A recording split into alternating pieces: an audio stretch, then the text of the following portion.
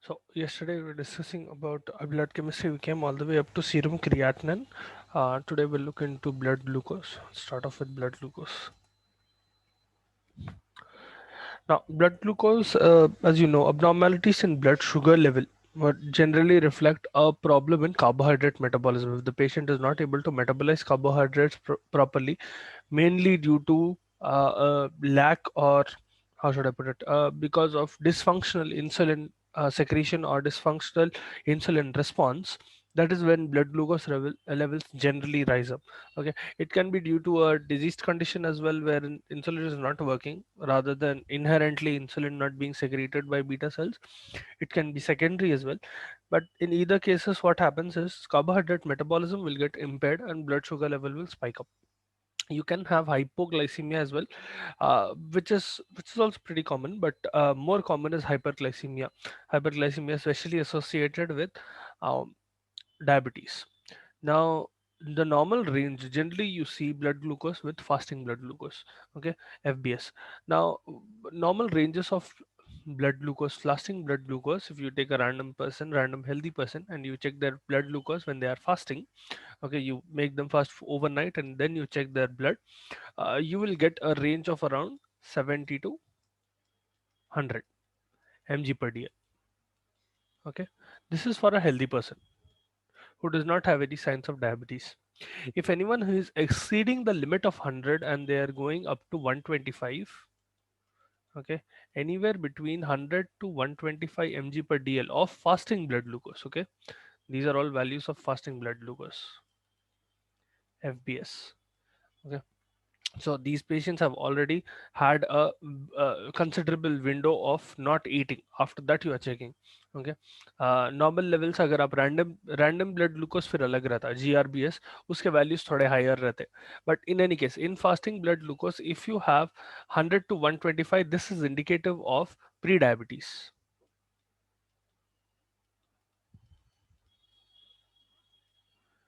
ठीक है, if it is more than 126 or more than 126, that definitely indicates that the patient has diabetes. Another way of interpreting this is if you take random blood glucose, generally a patient who has blood glucose randomly, if you randomly take a person and you check their, let's suppose they just walk into your lab and they ask, can you please check my blood glucose? And you randomly perform the test. In such a condition, if the patient's blood glucose is over 200 mg per dl, that is also a condition where you will diagnose them with diabetes. All right. Now, the most common causes of diabetes can be classified again based on two. It can be type 1 or type 2 diabetes mellitus.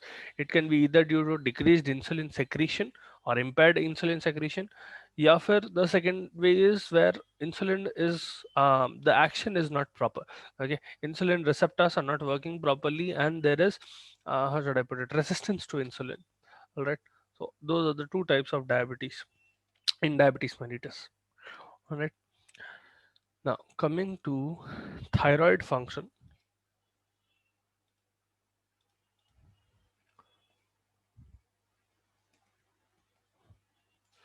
thyroid function test. Now, thyroid function test में three main important chemicals रहते हैं. Two hormones, technically three hormones. Okay, we have T3, T4, and TSH. ठीक है, thyroid stimulating hormone, triiodothyronine, and thyroxine. Okay, thyroxine is T4, triiodothyronine is T3, TSH is thyroid stimulating hormone. Now, whenever there is a spike in T3 or T4 levels in your blood, what happens is there is a feedback mechanism. Last year, I think we already discussed this in biochemistry, but just to refresh your memory, pituitary gland is responsible for the production of TSH. Now, whenever there is a spike in T3 or T4, it sends a message back to the pituitary saying that please stop the secretion of TSH, thyroid stimulating hormone. If TSH levels fall, what will happen is the stimulation to thyroid gland will decrease, and eventually T3 and T4 levels will decrease in your blood. If there is a decrease in T3 and T4 levels below normal, okay, when these two are decreasing below normal levels, that again sends another feedback loop to your pituitary saying that see, there is very little amount of T3 and T4 in the blood, specifically T3 in the blood, sorry, T4 in the blood. T4 will get converted into T3 in your cells. So there is very little amount of thyroid hormone in your blood. Please start the production of more amount of hormone that will stimulate TSH production through pituitary. Pituitary will start producing TSH, and TSH will ultimately go to your thyroid hormone, thyroid gland, and start stimulate the production of T3 and T4. Okay. Now, the more metabolically active and see, technically speaking, T3 is around 3 to 5 times more active, okay, biologically active, and it has a very shorter lifestyle, shorter half life as well. Sorry, compared to T4. That is why generally what happens is in your circulation, if you check a patient, generally in circulation you will find that T4 is higher in amount and T3 is less. Whereas whenever it comes to cellular action, once you want to have thyroid function to be performed, mainly thyroid hormones kya karte, they will help in metabolism, they'll help in growth and tissue differentiation. Those are the three important functions of thyroid hormones. Whenever cellular function comes into picture, T4 will get converted into T3 in the cell, and that T3 will perform the function rather than T4 itself being performing the function. The circulating thyroid hormone is T4. Okay, technically T3 and TSH will also be present, but their amounts will be lower compared to T4. T4 will be higher. TSH is only there to produce or to induce the production of T3 or T4. If the levels are high, T3 and T4 will eventually become higher. When if TSH levels are low, eventually they'll become lower. Okay, but they are stuck in a feedback loop. If one goes higher, the other will go lower. If the other goes lower, the TSH will go higher. मतलब ये high हुआ तो ये दोनों नीचे जाते, अगर ये दोनों हाई हुए तो ये इन्हों नीचे जाते. Okay, फीडबैक मैकेनिज्म की वजह से. Now, in hyperthyroidism, generally speaking, you will see a spike in T3 and T4. These two will increase in hyperthyroidism, and TSH will decrease. There are a few conditions in which T4 will be normal, T3 will be high. Okay, in such cases, what generally happens is TSH is reduced because of feedback inhibition. So, in certain conditions of hyperthyroidism, T3 will be high, T4 will be normal, and TSH will be low. Okay, because of feedback mechanism.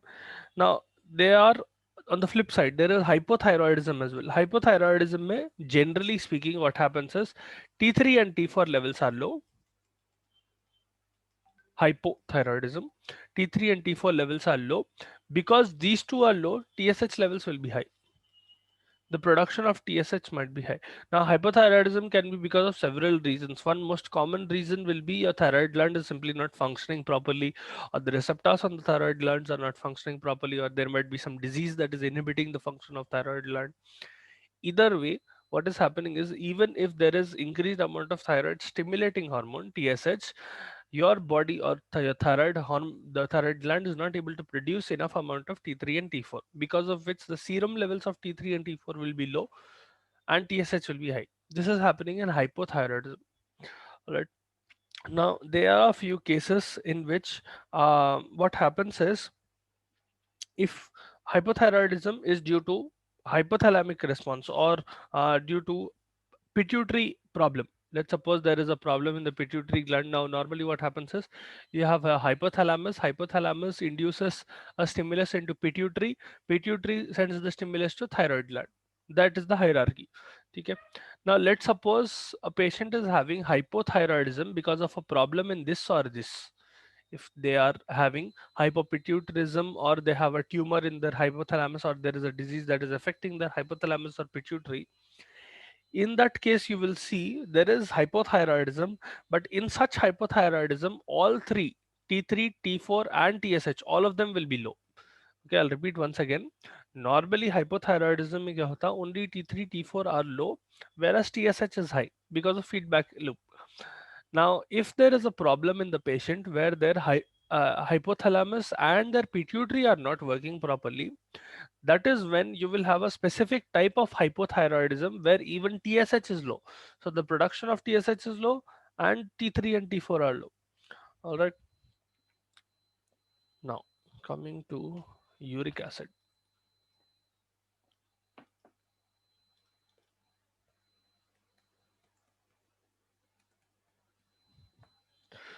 Serum uric acid as such is a byproduct of purine metabolism.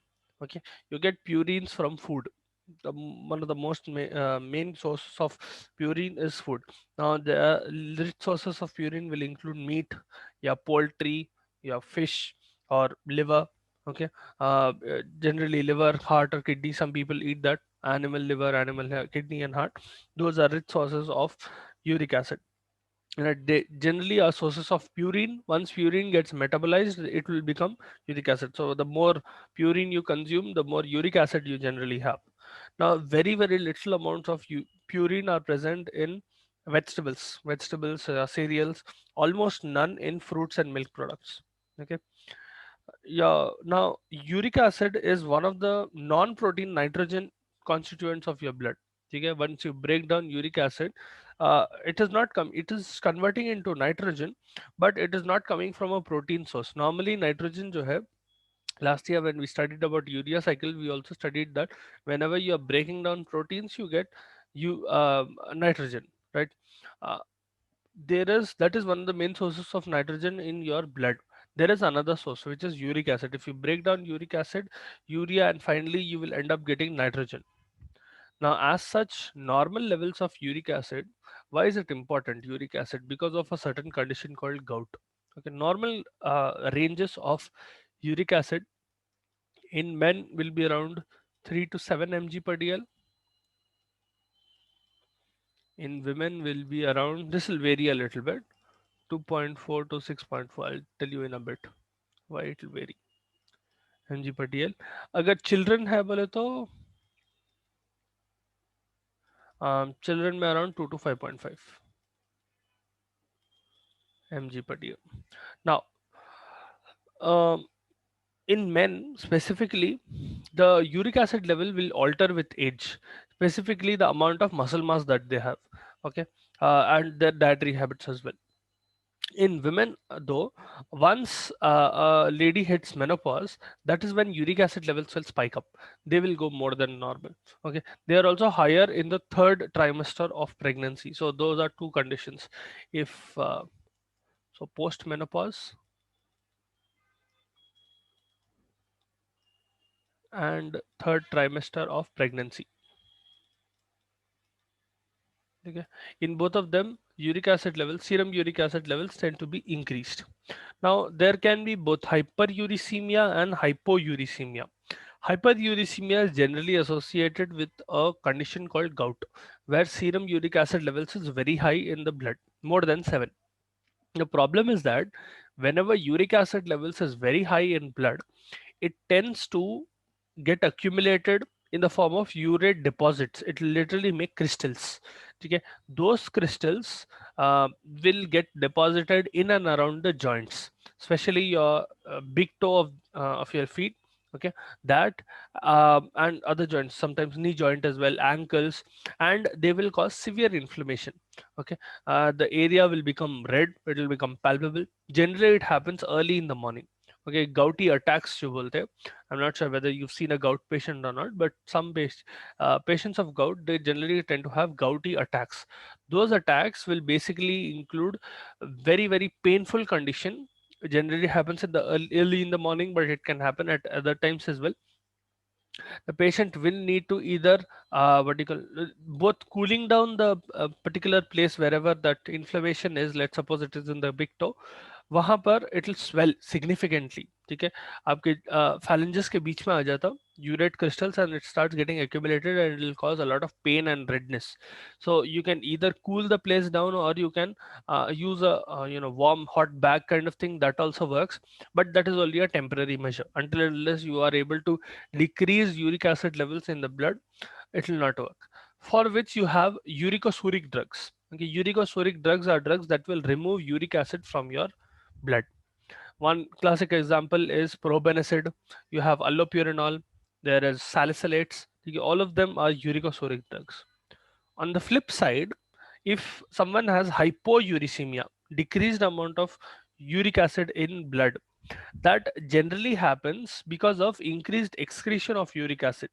Okay, this is mainly because of impairment in tubular reabsorption. You need a little bit of uric acid in your blood. It is not that it is completely useless. It has a role. Normally, whenever, in most cases, what you see is that uric acid levels is high. In some cases, you will see uric acid levels are low, lower than normal. That generally indicates that the patient's kidneys are not working properly and they are not having proper tubular reabsorption. Okay, आपकी kidneys में PCT and DCT के जगह पे uric acid is reabsorbed back inside.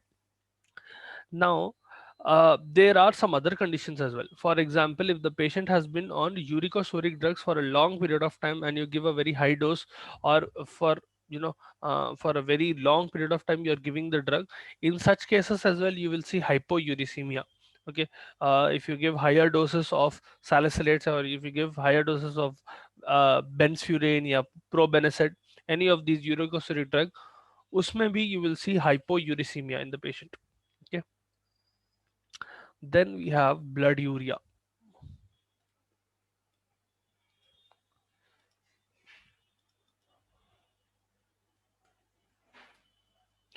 Now, urea is the end product of protein catabolism. Last year अपन पढ़े थे in urea cycle that urea is generally excreted out of the body at the end of protein catabolism. Once you have a protein that is being broken down, you will get amino acids. Specifically, deamination of amino acids will take place in liver.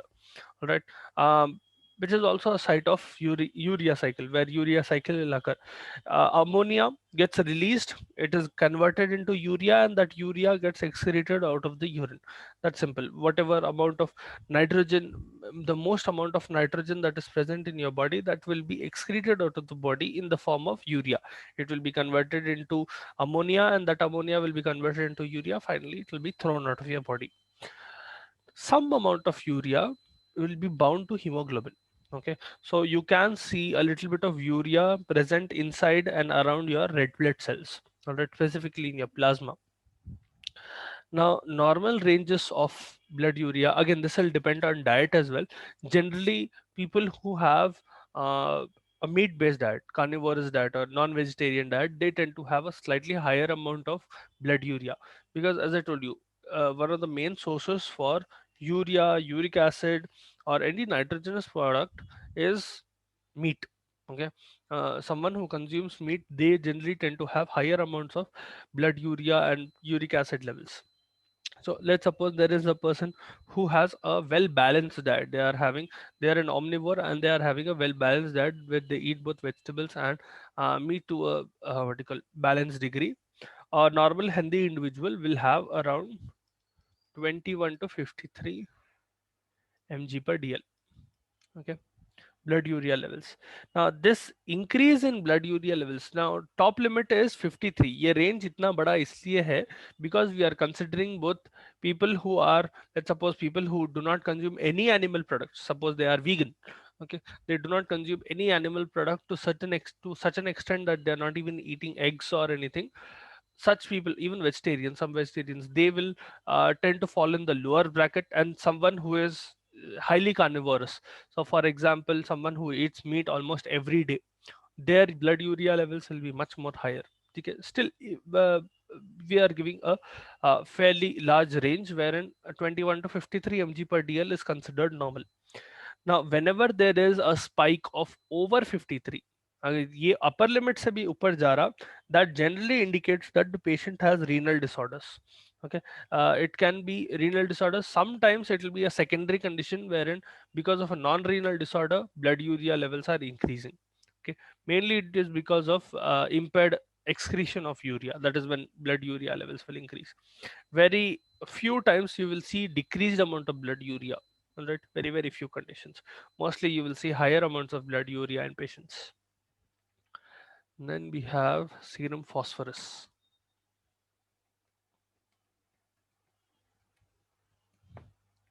Serum phosphorus जो है, in a normal individual, let's suppose we take around 70 kg healthy male, they will have around 700 to 800 mg of phosphorus in their whole body.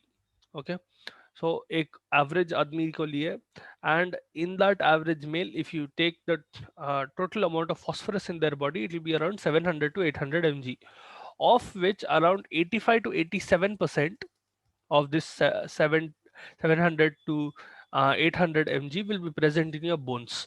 Bones are the main source of phosphorus. If you remember, I told you calcium and phosphorus, ये जो रहते हैं, whenever you have lower amounts of serum calcium and serum phosphorus, what will happen is parathyroid hormone will come into picture, and it will remove a little bit of calcium and phosphorus from your bones, and it will put it back into your blood. Whenever there is increased amount of calcium and phosphorus, some other hormone will come, specifically calcitonin for calcium. It will come and it will what you call supplement that bones with the increased serum calcium levels and serum phosphorus levels.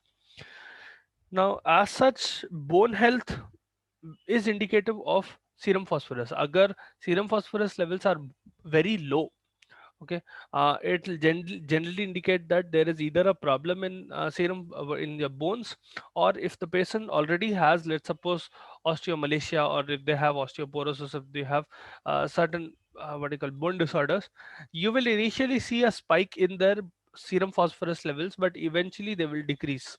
Okay. Now, phosphorus is one of the most important biological constituents in several parts of your body. So it will be present in proteins, it will be present in as phosphates. You can see them in nucleic acids, you can see them in lipids, you can see them in coenzymes. Okay, so they play a very, very important role in acid base regulation as well. Now, as such, phosphorus in your blood will be present in four different forms. You can have phosphorus in four forms. One is inorganic phosphorus, then you have organic phosphorus, okay. There is lipid phosphorus, a very, very small amount of residual phosphorus.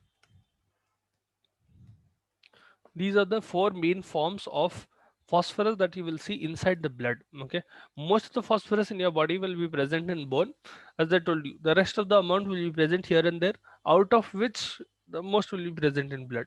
Okay, ये 85-87% को छोड़ देंगे. Let's suppose it is 85. We have 15% left, right? Most of this 15% will be present in blood, a little bit here and there. Okay. Now, serum organic phosphorus levels in a adult person, an adult male, is around 3 to 4.5 mg per dl. Normal healthy adult, उनके अंदर organic phosphorus levels जो रहते हैं serum में, that will be around 3 to 4.5 mg per dl. Children में थोड़ा high रहता.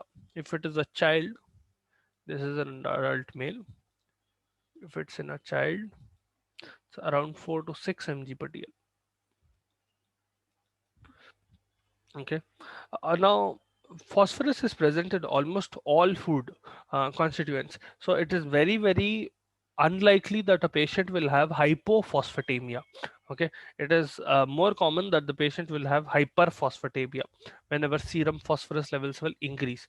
Because it is so common in almost all foods, it is very, very unlikely that someone will suffer with deficiency of phosphorus. All right. Now, hyperphosphatemia specifically. So we come to hyperphosphatemia.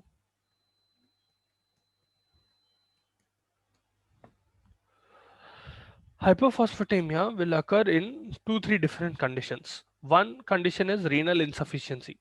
Okay, if the patient has chronic nephritis, usme hyperphosphatemia occurs. Phosphorus is not being excreted out of the body, hence it is being retained. Hence, increased serum levels of phosphorus can be seen, specifically organic phosphorus.